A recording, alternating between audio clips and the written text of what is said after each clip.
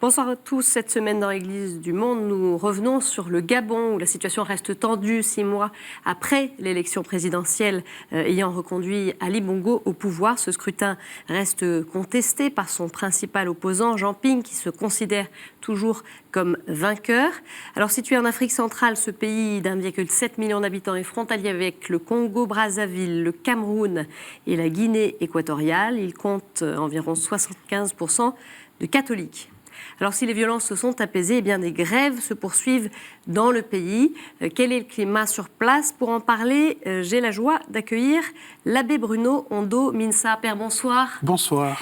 Un grand merci de nous rejoindre le temps de cette émission. Vous êtes gabonais, vous vivez en France depuis 2010. Vous préparez actuellement une thèse en sciences sociales à Paris 8 sur le thème gouvernance et pauvreté au Gabon. Et vous êtes également un défenseur des droits humains. Alors on va parler avec vous bien sûr de la crise qui traverse votre pays, mais aussi de son église, puisque vous êtes originaire du diocèse rural de Kiaouem.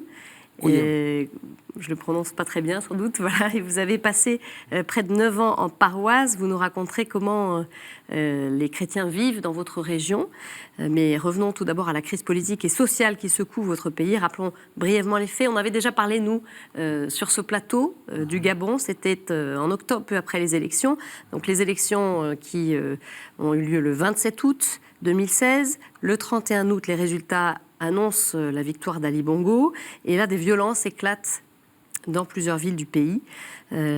Aujourd'hui, donc, la situation s'est quelque peu apaisée, mais le pays est quand même bloqué puisqu'il y a des grèves, notamment, vous nous en parlerez. Et vous avez, vous, au moment des événements, été impliqué dans la gestion d'un site internet qui s'appelle Gabon Witness. Moi, je l'avais regardé, je l'avais consulté justement peu après les élections. Ce site qui recensait donc les victimes et disparitions liées aux événements au Gabon. Et avec ce réseau, eh bien, vous aviez recensé une centaine de tués, une centaine de personnes également disparues. Cela vous a valu des menaces. Vous avez du coup mis fin à l'activité du site. Mais pourtant, personne aujourd'hui n'a oublié, j'imagine, les violences qui ont éclaté dans votre pays. Il n'est pas possible d'oublier un tel événement, surtout que c'est un événement unique en termes d'ampleur des massacres. Disons qu'on avait déjà connu en 2009 d'autres personnes que l'on avait tuées comme ça pour justifier une prise de pouvoir et bâillonner la contestation. Mais en 2016...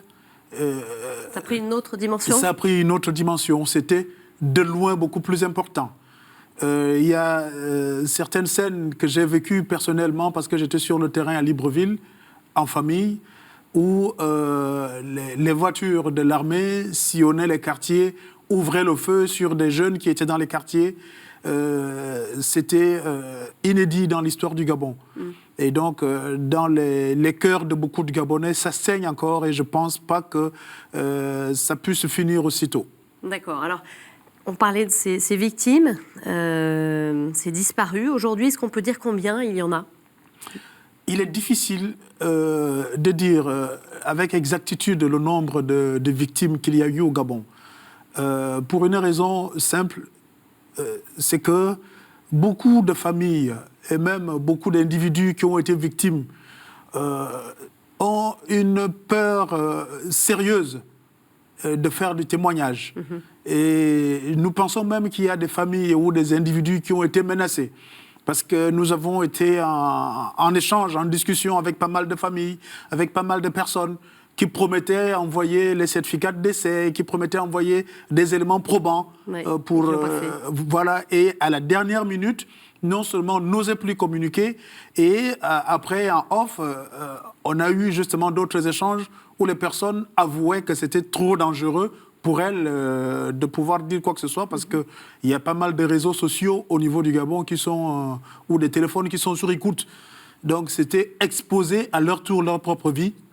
Et nous avons pensé même que notre base de données que l'on avait sur le site était elle-même un danger pour ceux-là qui nous ont confié justement certains dossiers, certaines informations. C'est une des raisons pour lesquelles vous avez aussi décidé de mettre fin à l'activité de ce site. Exactement, non seulement de décider de mettre fin, c'est parce que, mais en même temps que c'était difficile de continuer à l'alimenter étant si loin.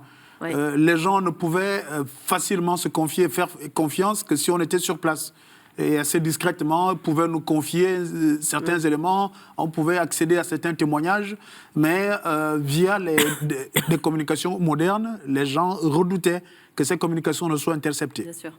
Quel est le climat aujourd'hui sur place? Je parlais de grève.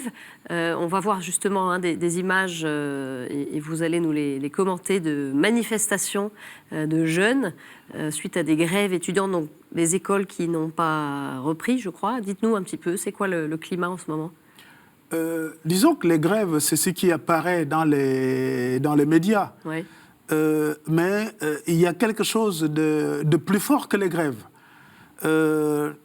Non seulement il y a des entreprises qui ferment en série, multipliant donc des poches de pauvreté. En dehors de ces entreprises qui ferment en série, c'est une crise économique sans précédent dans l'histoire de notre pays. Pour la première fois dans notre pays, nous avons un taux d'endettement qui atteint des proportions que l'on n'a jamais connues. Classant le Gabon parmi les 5 pays les plus endettés par tête d'habitants. En moyenne, chaque Gabonais porte sur ses épaules aujourd'hui une dette de près de $3 000. Mais cette crise, elle est là depuis un certain temps. Ce n'est pas juste le climat électoral qui disons que la crise est née à partir justement de cette crise politique depuis 2009. Voilà. Et voyant 2016 arriver, les gens ont eu espoir que ce qui s'est passé en 2009 ne pourrait pas se reproduire en 2016. Et en 2016, ça s'est reproduit, mais avec plus d'ampleur.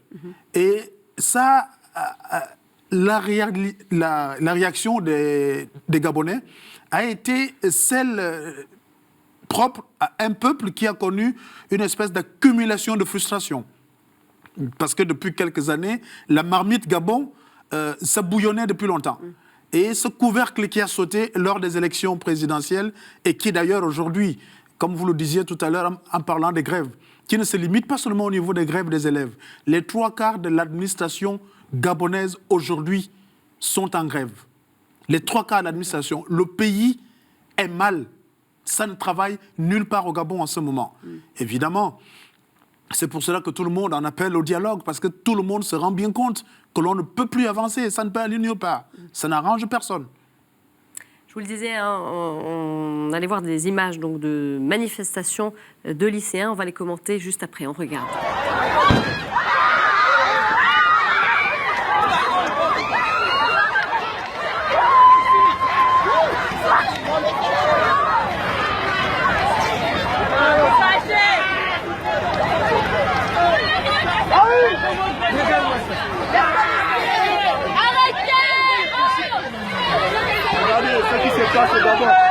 Regardez ce qui se passe au Gabon.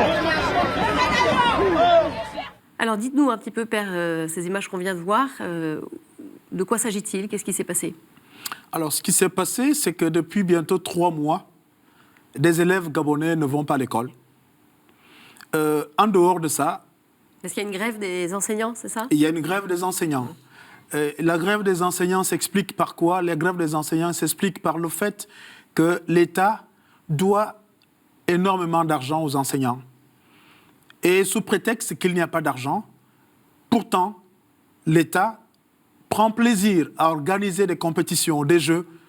C'est la première fois dans l'histoire du monde où l'on voit un État, un gouvernement qui prend plaisir dans des jeux en méprisant les enjeux du pays.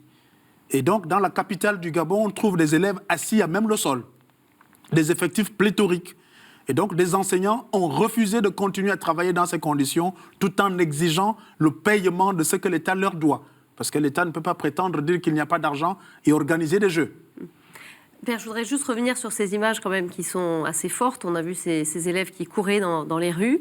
Je crois que c'était à Port-Gentil, deuxième ville du pays. Exactement. Et donc, ils sont chassés par la police, mais de manière assez violente. Ça devient monnaie courante dans l'histoire du pays.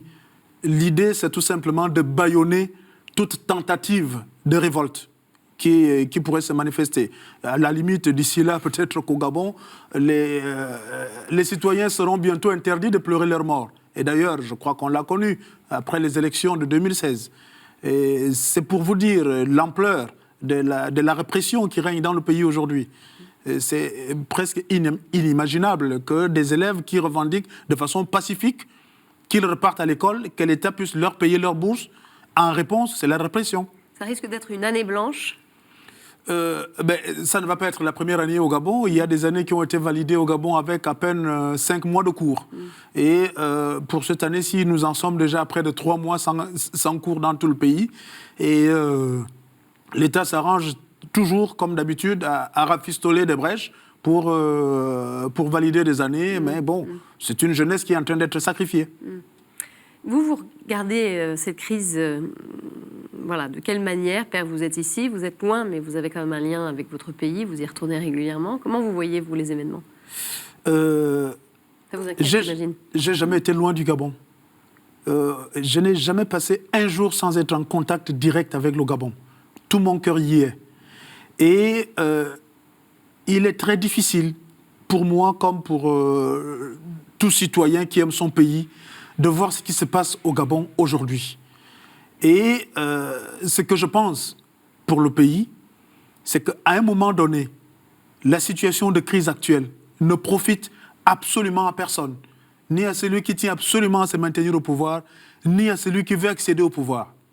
À un moment donc, il faudrait que l'on soit capable de taire les égos pour laisser entendre raison pour chacun et mettre les intérêts du Gabon sur la table.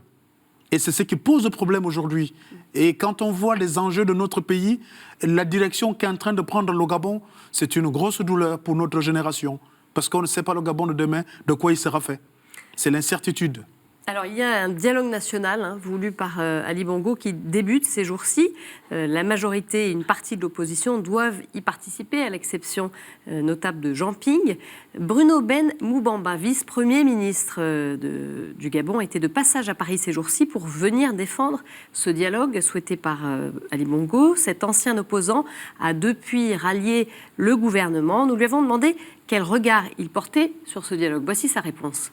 Ce dialogue permettrait, si on le vit au mieux, c'est-à-dire pas pour se partager les postes ou de l'argent, mais au contraire pour transformer les décisions de ce dialogue en texte législatif, serait une chance pour avoir une évolution positive du pays. Ce dialogue est boudé, si je puis m'exprimer ainsi, par le camp de M. Jean Ping, l'ancien président de la Commission de l'Union africaine. Eh bien, moi, je l'appelle à la raison, à se hisser au niveau d'un Mandela à la gabonaise, parler à ses adversaires pour préserver la stabilité du pays. Donc, ce dialogue peut être une chose positive pour peu qu'on y préserve les principes, les valeurs et les normes et que cela ne tourne pas à un monologue du réconfort d'un pouvoir auquel je fais partie désormais. Le dialogue national en cours, par exemple, posera la question non seulement de la durée des mandats, mais posera aussi la question du devenir des anciens dignitaires.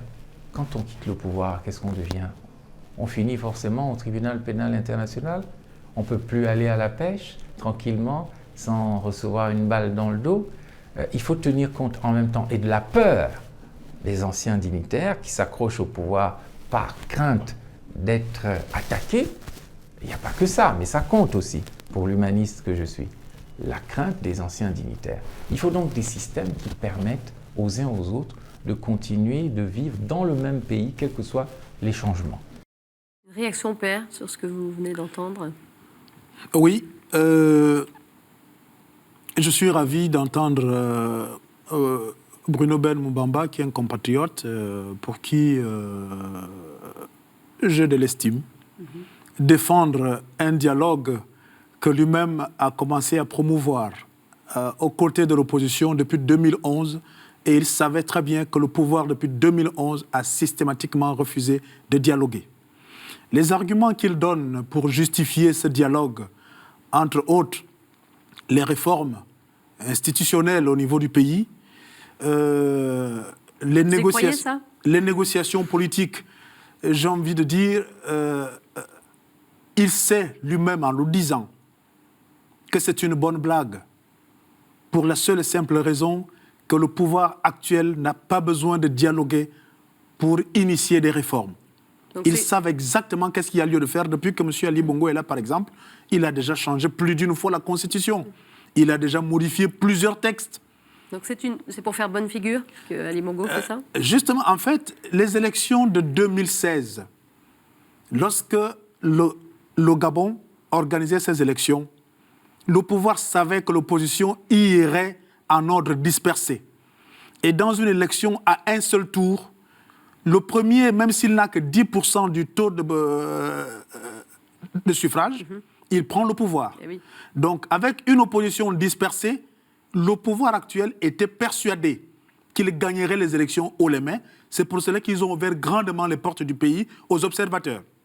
Il s'est trouvé qu'à la dernière minute, contre toute attente, le pouvoir s'est rallié derrière un homme, qu'on l'aime, qu'on ne l'aime pas, que les Gabonais ont voté. Et donc, du coup, le pouvoir actuel est embêté parce que, ayant pris en otage les institutions qui ont validé justement cette élection, cette mascarade électorale, M. Ali Bongo aujourd'hui jouit de la légalité du pouvoir.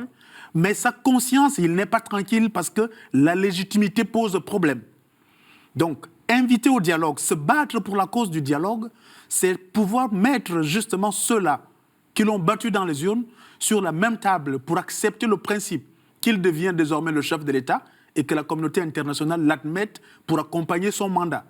Donc, les excuses que nous donne M. Bruno Ben Moumbamba ne sont pas des excuses recherchées par M. Ali Bongo. Parce que la répression dont il parle pour mettre le pays sur les voies de l'apaisement, ce n'est pas M. Jean Ping et d'autres opposants qui tirent sur les Gabonais. C'est bien le pouvoir en place. Donc s'il y a une volonté d'apaisement, mais c'est bien au pouvoir, justement. Donc la seule solution à envisager, il n'est pas possible d'être juge et parti. Ali Bongo ne peut pas organiser un dialogue alors que c'est lui qui pose le problème. Donc ce dialogue, pour vous, c'est une mascarade. Ça ne peut pas avoir d'effet positif dans les conditions telles qu'elles sont réunies aujourd'hui. Et finalement, qu'est-ce qu'il faudrait faire pour sortir de cette crise ? Qu'est-ce que vous préconisez, vous ? Moi, ce que je préconise, c'est que quoi que l'on fasse, et c'est ce que nous disons depuis quelques années, depuis 2011, quoi que l'on fasse, le Gabon va mal et les Gabonais ont besoin de se parler.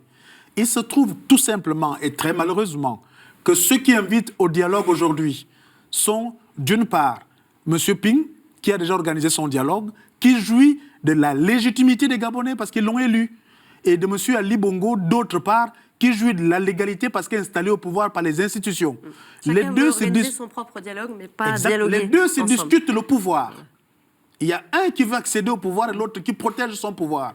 Mais nous avons besoin de sortir de cette confrontation de pouvoir pour poser le problème Gabon. Alors qu'est-ce qu'il faudrait faire pour ça ? Pour cela, justement, il faudrait une espèce d'instance qui n'ait pas de parti pris, qui soit capable de faire asseoir les Gabonais autour de cette table, non pas autour de la problématique du pouvoir, mais autour de la problématique de la construction du Gabon. Ça pourrait être qui, ça, alors, selon vous ? Ça serait quoi cette instance ? Il y a quelques semaines, la conférence épiscopale, dans son message, s'est dit prête à arbitrer. Mais de part et d'autre, nous entendons également au Gabon, que ce soit de la société civile, que ce soit de l'opposition, et même le pouvoir serait prêt à accepter une espèce d'arbitrage de la communauté internationale. Mais il est possible, justement, d'envisager ce dialogue avec un bureau qui soit collégial, avec en même temps et des Gabonais reconnus par leur intégrité, et en même temps quelques membres de la communauté internationale qui soient capables d'influencer le respect des clauses d'un tel dialogue. Vous souhaiteriez, vous, que l'Église soit partie prenante ? Puis effectivement, elle a offert ses services, elle a proposé de se rendre disponible pour accompagner un processus de sortie de crise. Vous le souhaitez, ça, Père ? Vous pensez que ça peut aider ? Je dirais oui. L'Église, qui est une importante structure au niveau du pays, parce que les chrétiens représentent plus de 70% de la population gabonaise. Mais il y a un malaise par rapport à la possibilité de l'Église de pouvoir arbitrer cela. Pourquoi ? Parce que quand on entend de part et d'autre, que ce soit de la société civile, de l'opposition ou je ne sais pas trop quoi, les gens estiment que l'Église, ayant opté pour le silence lorsqu'il y a eu des massacres, a choisi le camp de l'oppresseur du fait de son silence. C'est la perception des Gabonais aujourd'hui ? C'est la perception de beaucoup de Gabonais. Évidemment, moi j'essaie de me battre pour amener des uns des autres à comprendre que l'Église, ce n'est pas seulement la voix des évêques. Il y a des prêtres qui sont montés au créneau. Je suis arrivé à Paris, par exemple, j'ai accordé 2 interviews au journal La Croix pour dénoncer ces massacres. Il y a un prêtre qui, au Gabon, par exemple, a été interpellé vivement par le ministère de l'Intérieur. Il y a des choses qui ont été dites. Mais il se trouve effectivement que la hiérarchie ne s'est pas retrouvée aux côtés de la population pour pleurer ses morts. Ne serait-ce qu'organiser des messes de recueillement pour tout le pays avant d'inviter à ce dialogue. Donc, en gros, c'est ce qui pose problème au niveau des Gabonais qui perçoivent le message de l'Église aujourd'hui à tort, comme une invitation à aller s'asseoir avec Ali Bongo et dialoguer avec lui. D'accord. Donc pour vous, ça n'est pas uniquement ça pourrait s'envisager, il faudrait voir dans quelles conditions. Et justement, on va écouter le point de vue de Bruno Ben Moubamba sur le rôle que pourrait apporter l'Église dans ce dialogue. L'Église catholique du Gabon a toujours eu une position médiane, une position de médiatrice dans les conflits politiques. Je pense que la position de l'Église dans ce problème doit être une position de responsabilité qui n'encourage pas le cléricalisme, mais qui responsabilise les laïcs. Les 3 niveaux de conscience que sont la conscience mystique, c'est un fait. Il faut un peu plus de retour au spirituel et non transformer l'Église uniquement en une organisation humanitaire. Ensuite, il faut chaque fois un travail intellectuel, notamment pour l'inculturation de la foi au Gabon. Ce travail reste à développer. Et enfin, il y a une conscience morale et politique qui ferait comprendre aux uns et aux autres qu'il est normal que les catholiques, les laïcs s'engagent en politique et qu'on ne cléricalise pas tout. Les laïcs ne doivent pas faire le travail du clergé et le clergé ne doit pas faire le travail des laïcs catholiques. Voilà une réaction. Père, vous parliez du clergé qui est monté au créneau, peut-être plus que la hiérarchie, pour dénoncer les massacres. Là, ce que dit M. Moubamba, c'est aussi qu'il faut que les laïcs s'engagent. L'un n'exclut pas l'autre. Bien sûr. Mais ce n'est pas le cas suffisamment aujourd'hui ? L'engagement des laïcs, s'il n'y avait pas d'engagement de laïcs, on ne connaîtrait pas la mobilisation qu'il y a au Gabon aujourd'hui. Donc, l'engagement des laïcs au Gabon ne pose plus problème du tout. La seule chose qui pose problème, c'est l'organisation de cet engagement. C'est ça qui pose problème. Au niveau de l'engagement, au niveau de la mobilisation, au niveau de la prise de conscience, quand on regarde le niveau de frustration que connaît le Gabon, s'il n'y avait pas cette importance en termes de qualité d'engagement de ce laïcat, je pense que le Gabon serait en train de vivre un massacre d'un autre ordre aujourd'hui. Donc il y a des laïcs déjà pensez engagés. Que les laïcs, lui-même qui parle est un laïc et qui est engagé sur le champ politique. C'est pour dire qu'il prend position. Mais lui, il se définit comme étant l'un des seuls catholiques engagés, laïcs. Nous pouvons en compter plusieurs qui sont avec lui dans le gouvernement et qui sont dans l'opposition. Il est impossible aujourd'hui qu'il prétende dire qu'il est le seul catholique. À la limite, comme si on sort la liste... l'un des premiers qui s'était engagé. Je doute fort qu'il soit un des premiers. Vous voyez, par exemple, au Gabon aujourd'hui, le leader de la société civile, on l'appelle comme ça, Marc Onaï Sengui. Mais c'était un enfant de l'Église. Père, l'émission malheureusement arrive bientôt à sa fin. Une dernière question peut-être à travers votre diocèse, qui nous permette de découvrir aussi un peu une réalité sur la vie de l'Église dans votre région finalement. Comment y vivent les chrétiens en milieu rural ? Alors, je vais vous dire, c'est la beauté de l'Église, parce que la relation humaine est réelle, sincère et simple. Et c'est une foi qui s'exprime à travers la joie. On éprouve le plaisir de célébrer et de vivre sa foi. Et le seul mal dans ce milieu rural où la foi est réellement palpable, visible, où vous voyez les gens installés dans la précarité, mais qui éprouvent la joie de vivre et de célébrer le Christ.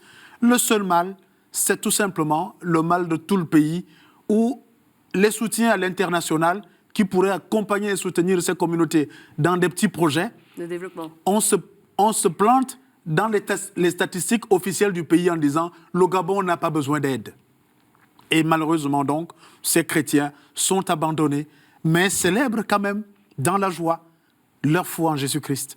Et c'est la beauté justement du diocèse rural d'Oyem. Merci beaucoup, Père Bruno Ondo-Mensah, d'être venu nous apporter votre éclairage sur ce qui se vit dans votre pays, le Gabon. Évidemment, on va continuer à suivre la situation dans nos éditions. Voilà, je vous invite à retrouver cette émission sur notre site et nos réseaux sociaux. Très belle semaine à tous. On se retrouve mercredi prochain. Au revoir. Merci.